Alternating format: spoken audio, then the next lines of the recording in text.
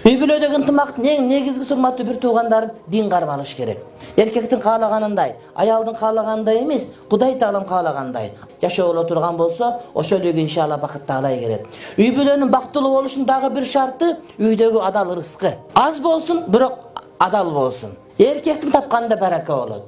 Аял канчалык көп тапса дагы, тапкан болсо берекеси эркектикиндей болбойт. Аял 1000 сом тапса, эркек 200 сом тапса, ошол 200 сомго каниет кылган аял болсо, мен иштеп табам дебестен, мына ушул үйдө иншалла береке болот.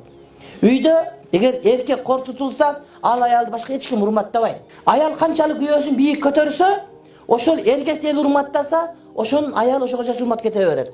Бир чоң досубуз бар айтат, бул чоңдордун аялдары эле кызык. Ери чоң болгон сайын аял деле чоң болуп кете берет деп.